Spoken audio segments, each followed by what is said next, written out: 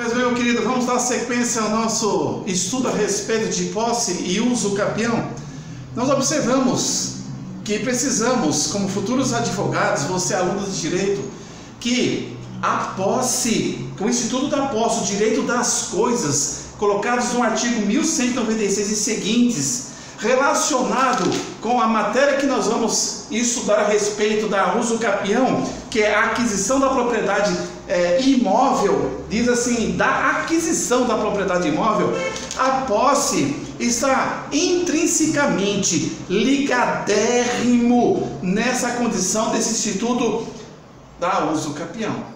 Fique muito atento, porque tem pessoas que pensam que a pessoa não tem o domínio do imóvel, com eficácia erga omnes, lá no cartório de registro do imóvel. Ah, ela não tem posse mesmo? Cuidado! Tem gente que tem o domínio, tem gente que pagou os tributos, tem gente que tem escritura pública lavrada em tabelião de notas, tem gente que tem a matrícula lá, o registro, o Rzinho na matrícula lá, que comprou de fulano e passou para aquele seu cliente, mas só que o seu cliente é inerte, o seu cliente tem muitos bens, o seu cliente ele não é assim, tão interessado no zelo dos imóveis que ele tem. Às vezes ele nem sabe o que tem, dependendo do poder aquisitivo do seu cliente. Mas você precisa saber dele, quais imóveis que ele tem e que circunstâncias eles se encontram. Se esses imóveis estão ativos ou inativos, se estão alugados ou não alugados, se os impostos estão sendo pagos ou não, se as contas de consumo de energia elétrica e água estão em dia ou não, se os condomínios estão em dia ou não, se você aparece na vizinhança para falar assim, opa, eis aqui o proprietário, sou eu. Se você está fazendo isso, é claro que é uma maneira ilustrativa, fique atento, instrua o seu cliente, porque nem sempre o domínio garante lá na frente a posse eterna, porque você pode incorrer na prescrição extintiva da posse. Você pode ter a diminuição do seu patrimônio porque você foi desidioso, porque você foi desatento, porque você não cuidou do teu acervo imobiliário, das tuas propriedades. Informe isso a seu cliente. Bacana? Aí, continuando o vídeo anterior, que foi o de número 1, agora estamos aqui na vigência do vídeo número 2, da aquisição da posse. Então, se você perceber, nós vamos estudar a respeito de prescrição aquisitiva. A palavra aquisição significa um ato, processo no efeito de adquirir, de tomar posse de algo. Então, a aquisição é um ato. É o que, professor? Um ato. É o que? Processo, o efeito de adquirir. Então, o processo não é algo instantâneo, é algo que está acontecendo, que através de uma ação de uso capião, dentro desse processo, vai gerar efeitos para que o possuidor direto, como nós já estudamos, possa então receber em sentença declaratória o domínio e a averbação na matrícula daquele imóvel, passando a ter o direito real de propriedade. Fique atento, fique ligeiro, fique esperto, informe o seu cliente e conheça você também um pouco mais juntos a respeito da posse e da uso capião. Então, o artigo 1204 da aquisição da posse, na nossa lei, Código Civil, adquire-se a posse desde o momento em que se torna possível o exercício. Adquire-se a posse desde o momento, olha aqui, em que se torna possível o exercício, em nome próprio de qualquer dos poderes inerentes à propriedade. Nós colocamos que os poderes inerentes na propriedade está no Instituto da Propriedade, no artigo 1228, e os poderes quais são? Professor, vamos lá, 1228, como já lemos: usar, gozar e dispor. Usar, gozar e dispor. Admite-se a posse desde o momento em que se torna possível o exercício. Então o possuidor começou a usar, ali já tem um marco inicial. foi lá carpir o terreninho, para plantar uma cenourinha, para plantar um alface, um couve, um tomatinho. Ele está usando bem. Pois bem, ele está usando bem. Aí ele colhe aquela frutinha, ele colhe aquela hortaliça, ele colhe aquele tomatinho. Ele está gozando do bem. Mas para ele plantar, para que ele possa regar, administrar aquela plantaçãozinha, ele está do lado de fora com os braços igual o homem elástico do Quarteto Fantástico? Não. Ele está lá, os dois pés, a planta do pé no terreno de outrem. O certo é que esse outrem, o proprietário, vendo aquilo, ou que alguém ligou ao vizinho, olha fulano de tal, tem gente que está aí, ó, quase fazendo aí um pomar no seu terreno. Agora, se o proprietário não aparece, é porque nunca foi lá. Se ele não recebeu provavelmente uma ligação de um vizinho, porque os vizinhos nem sabem quem é o proprietário legítimo. E até, por aparência, quem olhar aquele homem lá de fora, carpindo, com uma enxada na mão, com um caldeirãozinho, com água, com lanchinho, a marmitinha, vão pensar que ele lá é o possuidor direto, isso é incontestável. E, subjetivamente, o proprietário, que ainda não é. Mas que... Está aqui, ó, tem um ânimos futuro, ânimos domini, a intenção de ser dono. Fique atento, fique ligeiro. Então diz mais, voltamos no 1204.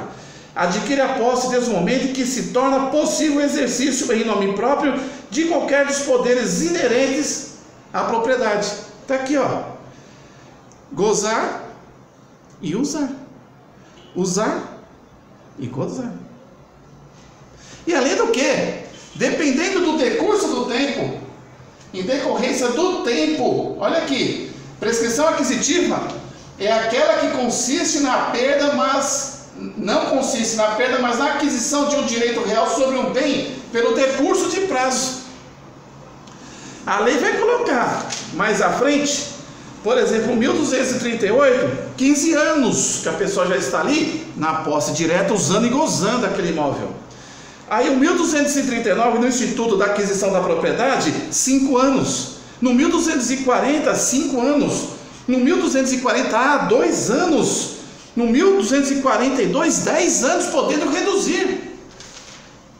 Interessante.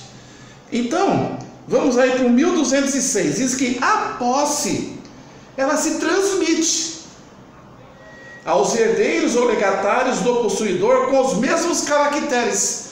Então, se aquele possuidor, aquele homenzinho, começou ali com uma enxada, passou 2 anos, passou 5 anos, conforme a espécie que o dá direito a buscar uma ação, né, de uso capião, passou 15 anos, ele então simplesmente, ele não entra com a ação, mas ele faleceu, mas tem filhos. Filhos que ele criou na mesma propriedade que iniciou apenas com uma plantação de tomate, de verduras, que progrediu para a construção de um puxadinho, e esse puxadinho tornou-se uma casa, e nessa casa ali ele casou-se, e nela nasceram e geraram os filhos.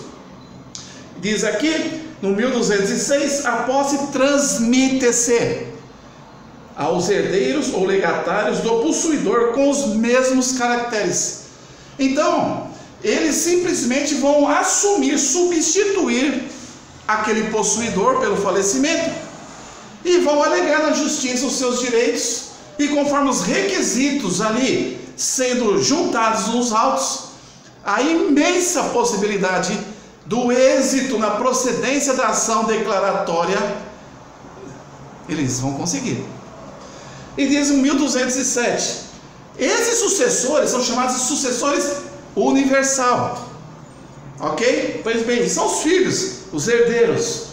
1207, o sucessor universal continua de direito à posse do seu antecessor, e o sucessor singular é facultado unir a sua posse à do antecessor para os efeitos legais. Beleza? Tranquilo? Vamos lá então. O 1208 diz assim: não induza em posse os atos de mera permissão ou tolerância. Então, um proprietário que tem o domínio do imóvel está dizendo aqui que não induz ou não deduz posse, não se considera ser posse os atos de mera permissão ou tolerância. Tipo assim, não, pode ir lá, lava o carro, beleza, mas foi uma vez ou outra. Isso daí, olha, não é constituído posse. Não deduz, não induz posse os atos de mera permissão ou tolerância. Assim como não autoriza a sua aquisição aos atos violentos, clandestinos, senão depois de cessar a violência ou a clandestinidade. Então, a mera autorização, a mera permissão eventual, circunstancial, que alguém tome posse ali por alguns instantes, não significa, meu querido, que ele realmente possa buscar ter o domínio através da uso capião. E a mesma coisa, como nós já falamos em vídeo anterior, aqui conclui no segundo período desse capítulo do 1208, como não autoriza a sua aquisição aos atos violentos clandestinos. Não tem condições, né? Nós observamos nas milícias, ato violento, eles entram e dominam o imóvel e mandam a família embora. Aí não caracteriza a posse. Aí não existe a possibilidade dele se considerar um possessor com o intento de obter lá para frente uma declaratória para que ele regularize o seu domínio na matrícula do imóvel. Então, e nem violento, nem clandestino fora da lei. Pois bem, dentro desse contexto, eu quero que vocês observem comigo e estudem comigo.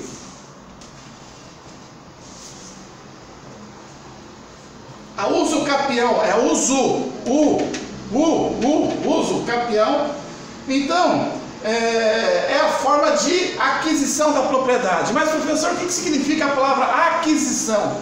Aquisição, nós já falamos nesse vídeo, não tem problema nenhum, vamos voltar aqui. É um ato, é uma ação, é o ato, ou seja, um processo. As coisas vão concatenadamente acontecendo, o processo ou o efeito de adquirir. Adquirir o quê? Aquela propriedade que ele já está na posse direta. Adquirir, de tomar posse de algo. Qual é esse algo? A propriedade imóvel. Qual é esse algo? A propriedade imóvel. Imóvel é aquilo que não se locomove. O móvel se locomove. O imóvel, o I, não negação, não se locomove. Apartamento, terreno, casa, galpão, loja, enfim, tudo aquilo que está encravado em solo firme, ok? Então, aquisição, ato, processo, o efeito de tomar posse de algo, mediante o que? A prescrição aquisitiva, que é aquela que consiste não na perda, mas na aquisição de um direito real sobre um bem pelo decurso do prazo. Ele não perde, mas ele vai buscar então a regularização daquele bem pelo decurso do prazo. Por quê? Porque o possuidor direto, aliás, indireto nesse caso, ficou inerte, sumiu, escafedeu, desapareceu, não deu vistas a ninguém.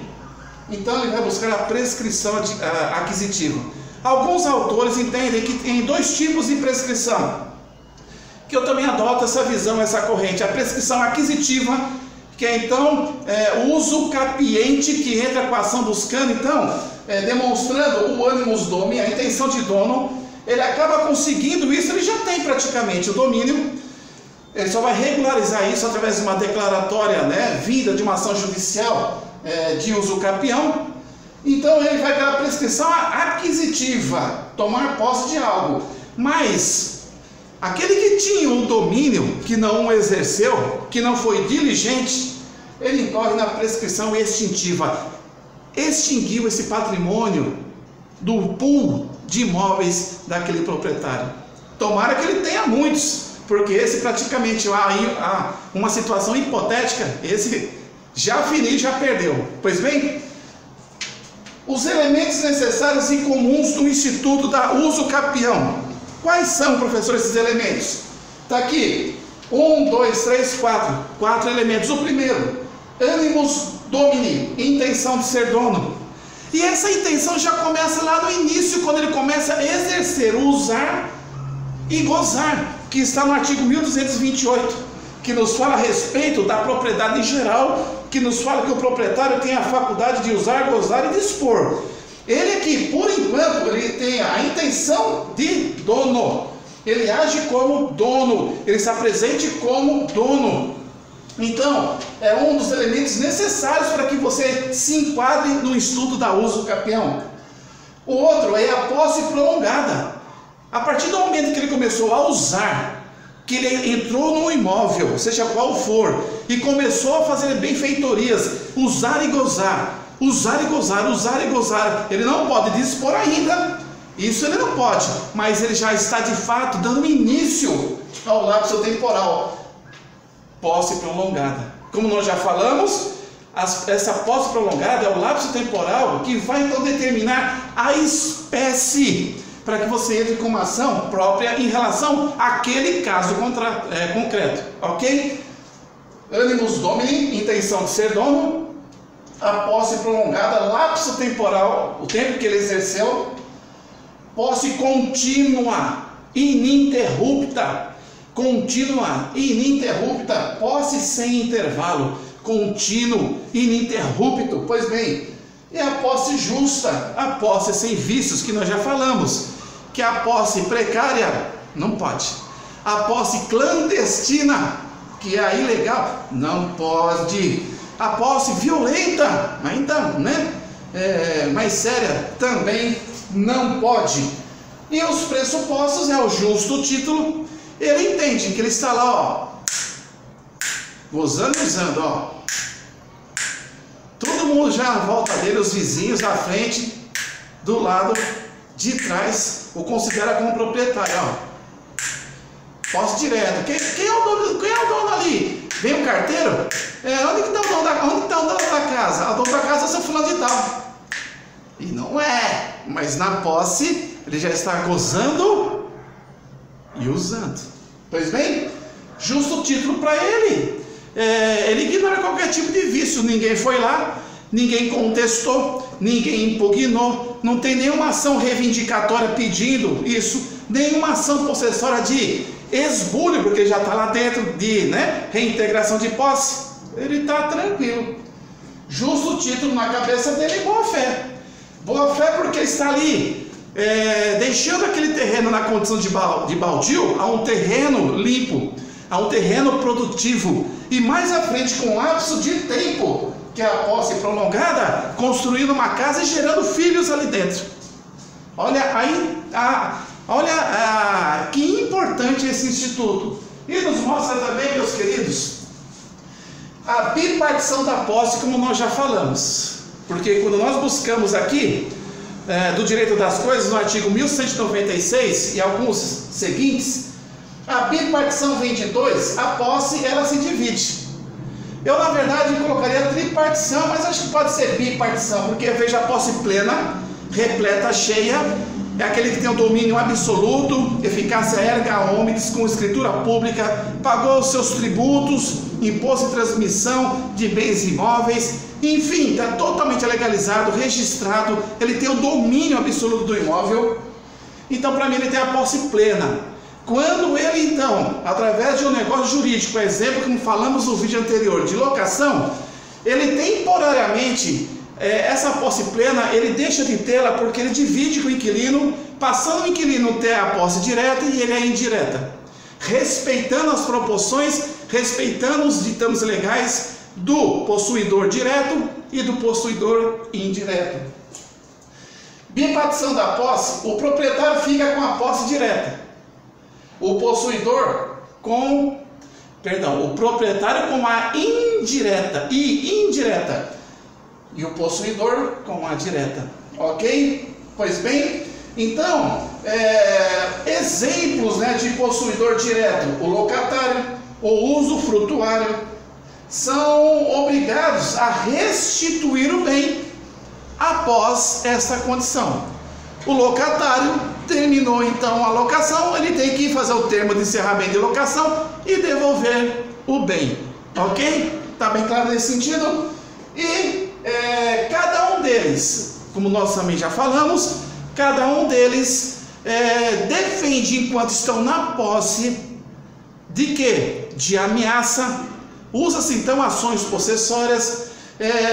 Então o possuidor, se é pleno, ele tem a plenitude, ele é direto e indireto ao mesmo tempo. Ele pode, se a sua propriedade for então invadida, entrar com uma reintegração de posse. Se for ameaçada com interdito proibitório, se de repente a pessoa vai e vem turbando a propriedade, a manutenção da posse. O mesmo acontece com o possuidor que não é pleno, a exemplo do inquilino, que se o proprietário genuíno quiser entrar naquele imóvel, é dele, mas ele não pode entrar por força do contrato de aluguel, com a força da lei do inquilinato. O inquilino, ele ajuiza a ação de reintegração de posse e põe o proprietário para fora até a vigência daquele contrato. Então, olha como que está relacionado, entrelaçado a posse para obtenção dos direitos aqui reais de propriedade, com a sentença declaratória lá na frente, através da ação de uso capião. Esse aqui é mais um vídeo, daremos sequências ao vídeo número 3. Eu peço que você então participe conosco, nos ajude, para que possamos participar de novos estudos, dando sequência nesse Instituto de Posse e Uso Capião. Se inscreva no nosso canal, toque o sininho, para que possamos mais e mais estarmos aqui juntos, estudando e tirando conclusões e aprendizados para as nossas vidas em relação aos institutos do Código Civil e Processo Civil. Que Deus te abençoe. Obrigado.